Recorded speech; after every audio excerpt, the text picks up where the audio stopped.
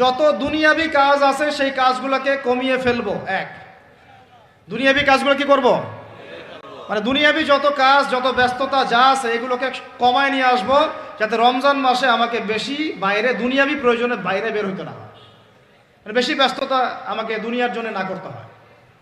মনে করেন যে আপনি চাইলে এখন যদি সামর্থ্য থাকে রমাদান এবং ঈদের বাজার করে রাখতে পারেন, কারণ লাইলাতুল কদর নষ্ট করে ঈদের বাজার, আর রমজানের অনেক রুহানিয়াত নষ্ট করে দেয় দুনিয়াবি বাজার ঘাট, তাই না? সবার সামর্থ্য হয় না, সবার সামর্থ্য হয় না, কিন্তু বড় বড় যে বিষয়গুলো আছে, বড় বড় খাবার, মৌলিক খাবার, এগুলো আপনি 2 মাসের জন্য বাসায় রাখতে পারেন যদি সামর্থ্য থাকে। সামর্থ্য নাই তাহলে সেটা আলাদা বিষয়। মোট কথা এটা শুধু একটা বিষয় বোঝাচ্ছি না, দুনিয়াবি যত ব্যস্ততা এগুলোকে কমায় রমাদানের জন্য প্রিপারেশন নিতে হবে। আল্লাহ পাক আমাদেরকে সবাইকে রমাদানের জন্য প্রিপারেশন নেওয়ার তৌফিক দান করেন। এটা হলো মনস্তাত্ত্বিক প্রিপারেশন, যে রমাদান আসতেছে, আমি শাবান মাসেই আমি আমার কাজগুলো গোছাই নিব, যাতে রমজানে আমি ফারেক থাকি ইবাদতের জন্য। বুদ্ধিমানের কাজ না এটা? আল্লাহ পাক তৌফিক দান করেন, আমিন। 2 নম্বর হচ্ছে ভাই, রমজানের আমরা সবাই 30টা সম রাখবো বলে নিয়াত করি, আল্লাহ পাক তৌফিক দান করেন, আমিন।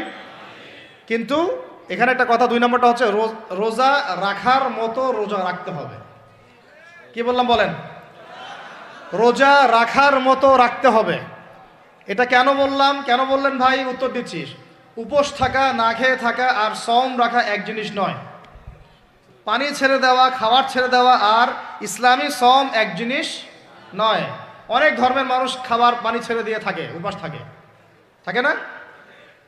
হাদিসের মধ্যে নবীজি বলেছেন যে যে ব্যক্তি রোজা রেখে অন্যায় কাজ ছাড়তে পারলো না, মানে আল্লাহর মাসিয়াত ছাড়তে পারলো না, এই যে কাবায়ের ফাওয়াহিশ এগুলো ছাড়তে পারলো না, অশ্লীলতা ছাড়তে পারলো না, মিথ্যা ছাড়তে পারলো না, বেহায়াপনা ছাড়তে পারলো না, তার না খেয়ে থাকায়, পানি না পান করায় আল্লাহর কিচ্ছু যায় আসে না। তার রোজার বিষয় বুঝলাম। রোজা কাকে বলে ভাই? মানে রোজা মানে হচ্ছে আমি আল্লাহ পাকের সমস্ত নিষেধ ছেড়ে দিব। কি করব? আল্লাহর সমস্ত নিষেধ। রোজা থেকেছি, পানি খাচ্ছি না, খাবার খাচ্ছি না, কার ভয়ে? গোসল করার সময় 1 ঢোক পানি খেলে কে দেখবে? এই চেতনা তখন কাজ করে, তখন কাজ করে না? চুপ করে 1 লোকমা ভাত খেলে কে দেখবে? কেউ দেখবে? আল্লাহ ছাড়া কেউ দেখবে? কেউ দেখবে না। তারপর আপনি খান না কেন? আপনি খান না কেন? কারণ আপনি অনুভব করেন যে আল্লাহ পাক আমাকে দেখছেন। এটাই হলো ইহসান। এটার নাম কি? ইহসান। এটাই বলা হচ্ছে হাদিসে জিবরিলের মধ্যে, আনতা আবুদুল্লাহ কাআন্নাকা তারাহ, তুমি এমন ভাবে আল্লাহর ইবাদত করো যেন তুমি আল্লাহকে দেখতে পাচ্ছ। ওয়া ইল্লাম তাকুন তারাহু, তুমি যদি আল্লাহকে দেখতে না পারো জেনে রাখো ফাইন্নাহু ইয়ারাক, আল্লাহ পাক তোমাকে দেখছেন। এটাকে বলে আল্লাহ কনসিয়াসনেস বা ইহসান বা তাকওয়া। আর তাকওয়া হাহুনা, তাকওয়া কোথায়? এখানে। আপনি সওমের 8টা পড়েন, কুতিবা আলাইকুমুস সিয়াম কামা কুতিবা আলাল লাযিনা মিন ক্বাবলিকুম লাআল্লাকুম কি তাত্তাকুন, তোমাদের উপর সওমকে ফরজ করা হয়েছে ঠিক যেমন করে আগের উম্মতদের উপরেও করা হয়েছিল। উদ্দেশ্য হচ্ছে লাআল্লাকুম তাত্তাকুন, যাতে করে তোমরা তাকওয়া অবলম্বন করতে পারো। তাকওয়া মানে আল্লাহ কনসিয়াসনেস, এই যে আমি খাচ্ছি না, পান করতেছি না, আমি বিশ্বাস করি আল্লাহ আমাকে দেখতেছেন, এই তো। তো সেই বান্দা কেমন করে রমজান চলে গেলেই বেনামাজি থাকতে পারে? রমজান চলে গেলে কি আল্লাহ তাকে আর দেখে না? সেই বান্দা কিভাবে সুদ খায়, তখন কি আল্লাহ তাকে দেখে না? সেই বান্দা, একই বান্দা কিভাবে জেনা করতে পারে? মেয়েকে নিয়ে কেমন করে বাইকে ঘুরতে পারে? কেমন করে গায়রা মাহরামের সাথে আমরা করতে পারি, ফ্রি মিক্সিং করতে পারি? কেমন করে সে সমকামিতার দিকে ধাবিত হতে পারে? কেমন করে সে জুয়া খেলতে পারে? কেমন করে সে মাদক খাইতে পারে? কেমন করে সে আল্লাহ দ্রোহী আইন বাস্তবায়ন করতে পারে? যদি সে এই চেতনা থাকে যে আল্লাহ আমাকে দেখছেন, এই চেতনাটাকে বদ্ধমূল করার জন্যই রমাজান আসে। বলেন সুবহানাল্লাহ। আমি কি বুঝাতে পারলাম রোজা রাখার উদ্দেশ্যটা কি? ওই জিনিসটাকেই আমাদের ভিতরে ইনস্টল করাই হলো উদ্দেশ্য। লাআল্লাকুম, আমার সাথে বলেন লাআল্লাকুম তাত্তাকুন। তাকওয়া কি কিনতে পাওয়া যায় বাজারে? এই যে আল্লাহ পাক আমাকে দেখছেন, আমি খাবো না, আল্লাহ আমাকে দেখছেন, আমি পান করতে পারবো না, আমার রেস্ট্রিকশন আছে, পিপাসায় গলা ফেটে যাচ্ছে একেবারে রোদের মধ্যে, তাও খাচ্ছি না কেন? কার ভয়ে? ওইটাই জীবনের সব ক্ষেত্রে বাস্তবায়ন করার জন্যই রমজান আসে। বুঝাতে পারি নাই মনে হয়? ওই চেতনাটাই, একই চেতনাটাই জীবনের সবগুলো কাজে বাস্তবায়ন করার জন্য কি আসে? রমাদানের সওম আসে। আমরা শুধু রোজার ফজিলত নিয়ে বয়ান করি, রোজা রাখলে 70 গুণ নেকি হবে না, 70 গুণ হবে, 700 গুণ বাড়াই দিবে। মূল কথা ফজিলত তো ফজিলত পাবই, মূল কথা এইটা, তাকেও অবলম্বন করতে হবে। আল্লাহ পাক আমাদেরকে তৌফিক দান করেন। কয়টা বলছি বলেন ভাই? 2টা মনে থাকবে। 1 দুনিয়াবি কাজ কমায় ফেলা, 2 কি রোজা রাখার মতো রাখা। 3 নাম্বার হচ্ছে, এটা আমার নিজস্ব একটা পরামর্শ আর কি। 3 নাম্বার হচ্ছে রোজা রাখার জন্য আমাদের সাহারি করতে হয়, ইফতার করতে হয়। এই তো আল্লাহর ওয়াস্তে সাহারি এবং ইফতারে মুসলমানের মতো খাবার খাবেন, জানোয়ারের মতো খাবার খাবেন না। সাহারি এবং ইফতার এই দুটোতে কি খাবেন? মুসলমানের মুমিনের মতো খাবার খাবেন, জানোয়ারের মতো খাবার খাবেন না। আল্লাহ পাক বোঝার তৌফিক দান করেন। মানে আমরা কিন্তু সাহারিতে কি করি জানেন? 7 পেট খাই। কয় পেট? নবীজি বলেছেন খাবে পেটের 1 ভাগ খাবার, 1 ভাগ পানি, 1 ভাগ, আবার বলি 1 ভাগ খাবার, 1 ভাগ পানি, 1 ভাগ। কার পেট খালি আছে এখন খাওয়ার সময় খাওয়ার টেবিলে? আমাদের ওস্তাদরা বলেন যে মুসলিম উম্মাহ, আমাদের ওস্তাদরা বলেন যে মুসলিম উম্মাহ খাবার টেবিলে হেরে গেছে, সে কখনো জিহাদের মাঠে জিততে পারবে না। বুঝতে পারেন নাই? বুঝতে পারলাম না মনে হয়। যারা খাওয়ারের টেবিলেই হেরে গেছি, এখানেই তো আপনি সুন্নাহ মাফিক খাইতে পারতেছেন না, প্রবৃত্তির কাছে হেরে গেলেন, গপ গপ গপ গপ করে খাচ্ছি 7 পেট ভর্তি করে। এখানে তো খাবারের সামনেই হেরে গেলাম, প্রবৃত্তির সামনে। সে আবার কাফেরদের সাথে জিতবে কেমনে? জিতবে আগে নিজের প্রবৃত্তির উপর জিহাদে তো জিততে হবে। আমার মন চাচ্ছে যে না করি, করবো না, এটার নাম জিহাদ, এটাও জিহাদ। মন চাচ্ছে সুদ খাই একটু, খাবো না, এটার নাম কি? জিহাদ। মন চাচ্ছে নামাজ না পড়ি, ঘুমায় থাকি, মন চাচ্ছে না, মন বলতেছে ঘুমাই ঘুমাই ঘুমাই, কিন্তু নামাজ পড়তে হবে। এই যে উঠলাম, অজু করলাম, গেলাম, এর নাম কি? এটাও এক প্রকার কি, বরং নফসের সাথে জিহাদটা অনেক বড় জিহাদ বলা হয়েছে, বলা হয় নাই? এটা মানুষকে শক্ত করবে। একটা মেয়ে সেটা প্রেম করতে মন চায়, করবো না, ওকে দেখবোও না, যাবোও না কাছে, এটা শক্ত থাকার নাম কি? এটা মনের নফসের সাথে কি, বুঝেন? তো আল্লাহ পাক আমাদেরকে নফস শক্ত করার তৌফিক দান করেন। তো ভাই খাবার ইফতারেও এভাবে 7 পেট খাবেন না, সারিতেও খাবো না, ওয়াদা করি তো ইনশাল্লাহ। শোনেন, পরিমিত খাবেন, পুষ্টিকর খাবার খাবেন, পরিমিত খাবেন কিন্তু পুষ্টিকর খাবার খাবেন, তাহলে যথেষ্ট হবে ইনশাল্লাহ। আর এখনকার যে খাবার, এদের বেশিরভাগই ভেজাল। যত বেশি খাবো তত দ্রুত অসুস্থ হব। এই যে আমাদের ফিটনেস দিন দিন খারাপ হয়ে যাচ্ছে। আমি নিজের কথা বলতেছি, শোনেন, এটা বলি না, এগুলো জাহিলি যুগের কথাবার্তা। আমার কাছে ওটা জাহিলি যুগ। মোহাম্মদ আশরাফুল আছে না, নাসির হোসেন, মোহাম্মদ রাশাফুল, এরা বিকেএসপিতে খেলতো আর কি, থাকতো। বিভিন্ন জায়গায় কান্ট্রি লিগ খেলা হইতো, ফার্স্ট ক্লাস, প্রিমিয়ার লিগ, এইটা ওইটা। প্রথম যে কাজটা করায় সেটা হলো, ক্রিকেটের কথা বলতেছি আর কি, প্রথম যে কাজটা করায় যে মিনিমাম একটা মাঠকে 6টা থেকে 7টা রাউন্ড দিতে হবে। কয়টা রাউন্ড? 5 থেকে 6টা রাউন্ড দিতে হবে। 5 থেকে 6টা রাউন্ড দেওয়া আমাদের কাছে কোনো বিষয় ছিল না। 6টা আমরা মনে করতো কে কত বাড়াইতে পারে, কে 7টা, কে 8টা, কে 9টা, কে 10টা। এখন তো 2টা দিলেই জিব্বা বের হয়ে যাইতেছে। কথা বুঝতে পারতেছেন না মনে? ওয়েট তোলা কোনো বিষয় না। মনে করো ওয়েট তোলা, দু একটা ছেলেকে তুলে ফেলা যাবে, কষ্ট হবে একটু আর কি। এখন একটা দেখা যায় যে ওয়াইফকেও তোলা যায় না করে করে, কথা এরকম আর কি। তো এই যে আমরা দিন দিন যে দুর্বল হয়ে যাচ্ছি, বুঝতে পারতেছেন না আপনারা? এটা দিন দিন যে আমরা আগের জেনারেশনের মতো শক্ত না। আমাদের দাদারা, তার দাদারা যেরকম স্ট্রং ছিলেন, আমাদের ইয়াংরাও কিন্তু অত স্ট্রং না। একটা ইয়াং ছেলেকে আপনি এখন 50 বছরের একজন মুরব্বীর সাথে পাঞ্জা লাগায় দেন, পারবে না, ওই চাচাই জিতবে। তো এটার কারণ হচ্ছে ভেজাল খাবার, ভেজাল পরিবেশ, ভেজাল সব কিছু। আমরা যা খাচ্ছি বেশিরভাগই বিষ। আর আল্লাহর কসম, এগুলো মনিটর করার দায়িত্ব সরকারের, এগুলো মনিটর করার দায়িত্ব প্রশাসনের। এদেরকে মোবাইল কোর্টের আওতায় নিয়ে এসে একদম 1 বছরের জন্য ঢুকাইতে ভিতরে। আইনের সঠিক প্রয়োগ হলে এমনি সিধা হয়ে যাবে। বাঙালিদেরকে শুধু মিষ্টি মিষ্টি কথা বলে কাজ হবে না, মাঝে মাঝে কঠিন শাসন লাগে। বড় বড় কান্ট্রিগুলো আপনারা দেখে আসেন, মনে করেন রাস্তায় ড্রাইভিংয়ের সীমা দেওয়া আছে 100 কিলো, ওরা যদি 110, 120 চালায় কেউ কিচ্ছু বলবে না, কোনো ট্রাফিক পুলিশও নাই।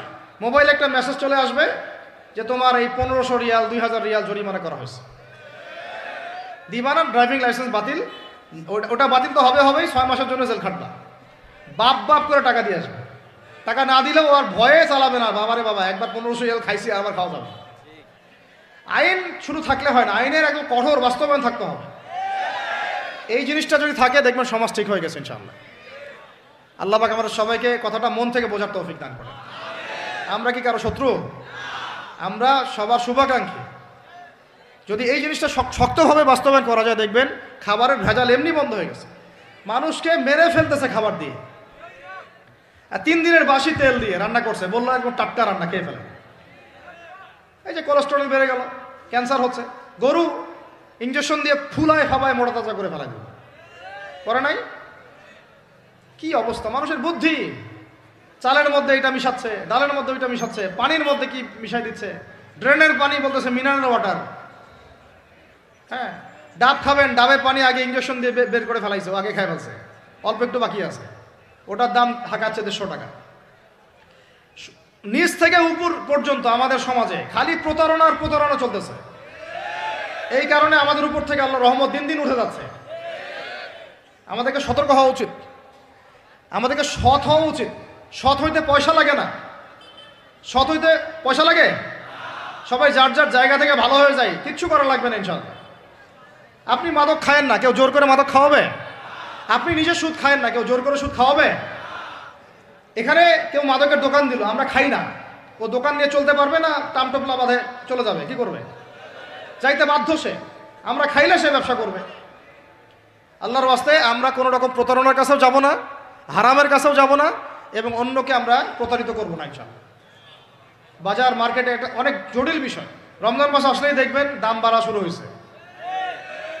এখনই অসাধু ব্যবসায়ী যারা, ওরা রিস্টোর করে ফেলাইছে, ওরা আবার সিন্ডিকেট করে ফেলবে যে এই দামের বাইরে যাবে না।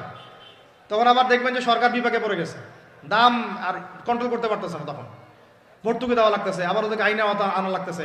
মানে আমরা নিজেরাই ঠিক নাই। কারা ঠিক নাই? আমরা নিজেরাই ঠিক নাই। এই কারণেই তো আমরা মানে আমাদের সমাজের উপর থেকে আল্লাহ পাকের রহমত বরকতটা উঠে যাচ্ছে দিন দিন। আপনি দেখে নিয়েন, যে পণ্যের দাম এখন 200 টাকা, রমজান মাস আসলে দেখবেন 250 টাকা 300 টাকা বাড়াই দিচ্ছে। এটা ব্যবসায়ীরা করবে, অনেকেই, অনেক অসাধু ব্যবসায়ী করবে, এটা অনেকেই করবে, এখনো চলতেছে। আমাদের বাংলাদেশে এমন কিছু নাই যেটা উৎপন্ন হয় না। আমরা যদি আমাদের এখানে সঠিক জাকাত ভিত্তিক অর্থনীতি থাকতো এবং সততা থাকতো, ইনসাফ থাকতো, আমানত থাকতো, আমাদের জিনিস আমরা খেয়ে শেষ করতে পারতাম না, এরপর বাকিটা রপ্তানি করতে পারতাম। অনেক কথা ভাই, এগুলো অর্থনীতির বিষয়, আরেকদিন কথা হবে ইনশাআল্লাহ। রমজানে আসছি যেহেতু এতটুকু নসিহত করি। 3 নাম্বার, যে ভাই আমরা এমনভাবে খাবো না যে খাওয়ার মনে হয় জানোয়ারের খাওয়া। ঠিক আছে ভাই, পুষ্টিকর খাবার খাবো, কিন্তু পরিমাণে কম। কম বলতে কি একবারে কম না, আপনার প্রয়োজন অনুযায়ী 3 ভাগ করে, 1 ভাগ খাবার, 1 ভাগ পানি, 1 ভাগ ফাঁকা, সুন্নাহ অনুযায়ী। আল্লাহ পাক তৌফিক দান করেন, আমিন। 4 নাম্বার হচ্ছে রমাদান মাস মানেই কোরআন। রমাদান মাস মানে কি? এই রমজানে আমরা সবাই বেশি থেকে বেশি কোরআন তেলাওয়াত করবো ইনশাআল্লাহ। কারা কারা পারি হাত তুলি? আলহামদুলিল্লাহ, হাত নামান। সবাই পারেন কোরআন তেলাওয়াত? মাশাআল্লাহ মাশাআল্লাহ। এটাই তো চাই, বাংলাদেশের ঘরে ঘরে প্রত্যেক ব্যক্তি যেন কোরআন তেলাওয়াত করা জানে, এটাই তো আমরা চাই। এমন যদি হয় যে 100% মানুষ কোরআন তেলাওয়াত করতে পারে, 16 কোটি মুসলিম, দিন কায়েম হয়ে যাবে ইনশাআল্লাহ। ইনশাআল্লাহ ইনশাআল্লাহ। ভিতরে কাজগুলো করেন, আল্লাহ পাক তৌফিক দান করেন। তো ভাই কোরআন আমরা রমজানে বেশি থেকে বেশি পড়বো ইনশাআল্লাহ ভাই, ঠিক আছে? যারা পারি না একটা লিমিট ফিক্স করি, কমপক্ষে দিনে 1 পারা, দিনে কমপক্ষে 1 পারা, তাহলে 30 দিনে 1 খতম হবে। ওকে, আরও বেশি পারি 2 পারা, তাহলে 2 খতম হবে। আরও বেশি পারি 3 পারা। এমন আমাদের ইমামদের যুগে, আমাদের 4 ইমামদের যুগে, সলফে সালেহিনদের যুগে প্রতিদিনই 1টা করে খতম দিতেন তারা। সুবহানাল্লাহ। তাদের সময় আল্লাহ বরকত দিয়েছিলেন, সুবহানাল্লাহ। সারা রাত জেগে তেলাওয়াত করতেছেন, নামাজ পড়তেছেন, দিনের বেলা তেলাওয়াত করতেছেন। রমজান মাস হচ্ছে কোরআন নাজিলের মাস। এই মাসে যে হতভাগা কোরআন পড়তে পারলো না, তার জন্য আফসোস করা ছাড়া কিছু করার নাই। রমজান মাসে কোরআন আগে পড়বো, কোরআন শিখবো, না পারলে কি করব? না পারলে 1 মাসে শিখবো, অন্যকে শেখাবো, কোরআনের দার্স দিব, কোরআনের মাহফিল হবে, কোরআনের তাবলিগ হবে, কোরআন নিয়ে আলোচনা হবে ইনশাআল্লাহ। আমরা জানবো কোরআনের মধ্যে কি আছে। এটা জানার সবচেয়ে উত্তম মাস হচ্ছে কি? রমাদান। আল্লাহ পাক তৌফিক দান করেন, আমিন। যারা আমরা আরবি জানি টুকটাক ভাঙাচোরা, তারা আমরা এটার অর্থ পড়বো ইনশাআল্লাহ, যারা আমরা আলেম ওলামা আছে অনেকেই, যারা ইফতা দিয়েছি, দাওরা দিয়েছি, বা আমরা তালেব ইলম ওলামা ইকরাম যারা আছে, আমরা এই কোরআনের তাফসিরগুলো পড়বো ইনশাআল্লাহ। মানে কোরআনময় রমাদান, কোরআনময় কি, এবং চেষ্টা করবেন। আমার খুব ইচ্ছা হয় যদি আল্লাহ পাক আমাকে ক্ষমতা দিতেন, তৌফিক দিতেন, আমার ইচ্ছা হয় যে রমজান মাসে বাংলাদেশের যত মসজিদ আছে সমস্ত মসজিদে কোরআন শিক্ষা ফ্রি হয়ে যাবে ইনশাআল্লাহ। ভালো উদ্যোগ না? বাংলাদেশে কত মসজিদ আছে? হাজার না লাখ? লাখ না কোটি? হয়তো কোটি কোটি মসজিদ থাকতে পারে। প্রত্যেকটা মসজিদে যদি বিনামূল্যে কোরআন শিক্ষা কার্যক্রম করা যেত রমজান মাসে, এক মাসে আপনি দেখতেন প্রায় মিনিমাম 5 কোটি মানুষকে কোরআন শেখানো যেত। তাও হাতে কলমে, তাও কি হাতে কলমে, বই দেওয়া হতো ফ্রি। আর ওই যারা টিচার ক্লাস নেবে ওদেরকে বেতন দিব, ভাতা দিব সরকার থেকে। দেওয়া যায় না? দেওয়া যায় না? আচ্ছা, যদি গভর্নমেন্ট নাও দেয়, আপনারা জাকাত থেকে দিতে পারেন, সদকা থেকে দিতে পারেন, পারেন না? নিজেদের পকেট থেকে দিতে পারেন, নিজের ব্যবসা থেকে দিতে পারেন, এলাকা ভিত্তিক দিতে পারেন। কত উৎস আছে না? যদি এভাবে প্রত্যেকটা মসজিদ থেকে কোরআন শিক্ষা কার্যক্রম চালু করা হয় রমজান মাসে, আমরা দোয়া করি আল্লাহ পাক যেন এই কথাটা পৌঁছে দেন উপরের লেভেলে, এবং তারা উদ্যোগ নেয়।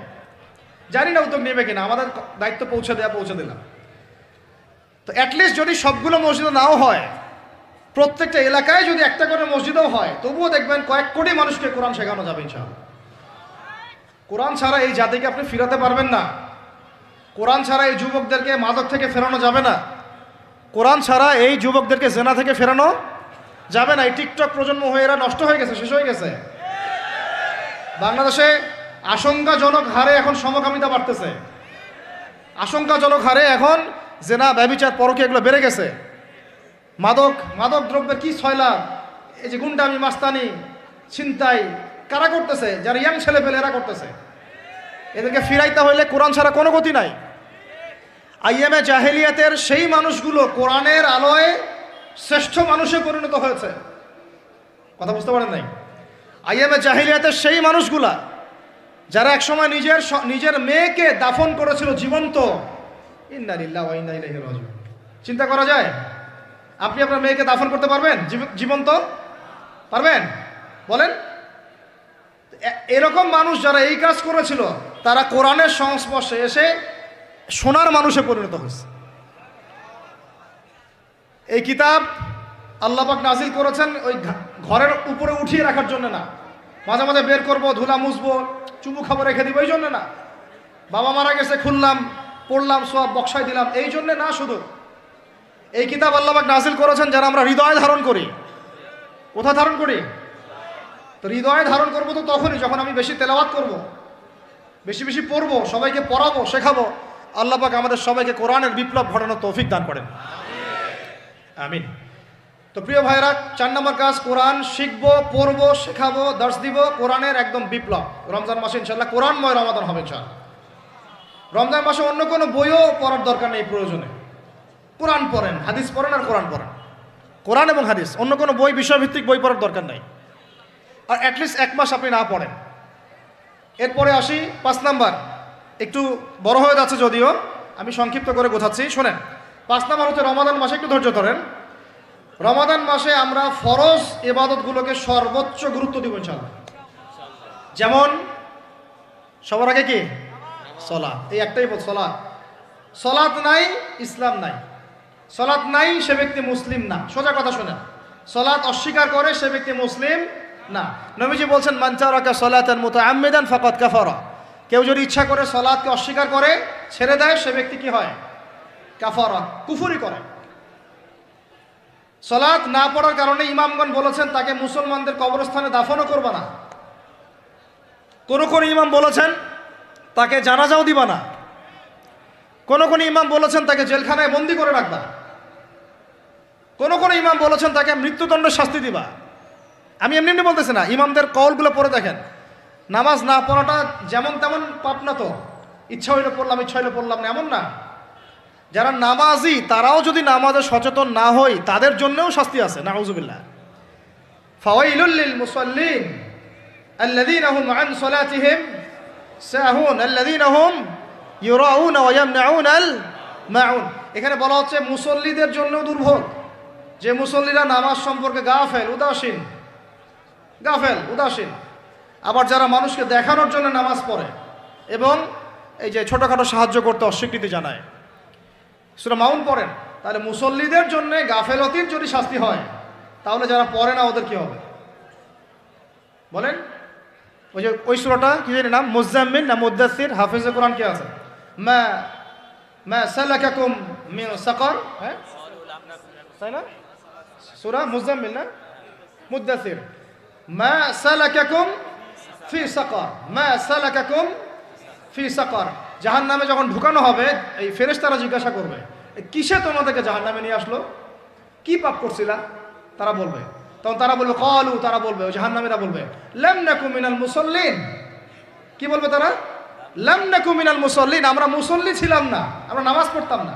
তাহলে বেনামাজির পরিণতি কি বলেন? জাহান্নাম। ওয়ালাম নাকু নুতঈমুল মিসকিন, আর আমরা মিসকিনদেরকে খাবার দিতাম না।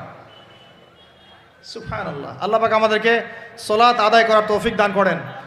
রমাদান মাসে শক্ত করে নামাজ ধরবেন ইনশাআল্লাহ, আল্লাহ পাক তৌফিক দান করেন। 5 ওয়াক্ত নামাজ চেষ্টা করব জামাতে পড়ার জন্য।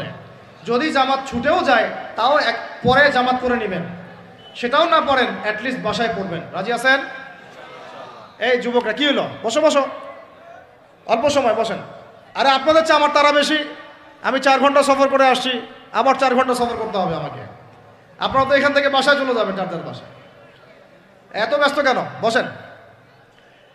এখন কথা হচ্ছে যে নামাজের সাথে আরো অনেক ফরজ আছে না?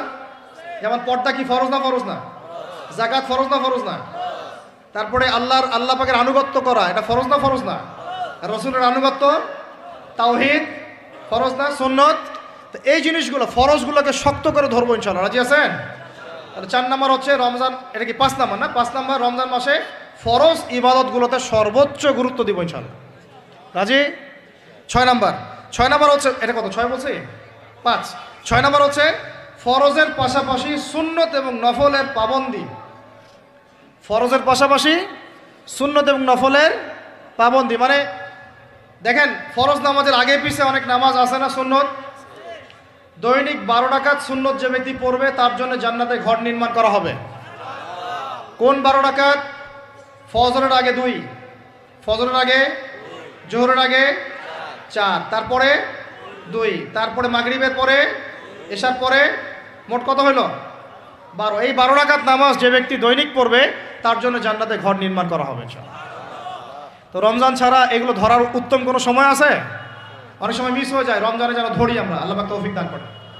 এর পাশাপাশি দেখেন দৈনন্দিন অনেক সুন্নতের আমল আছে না?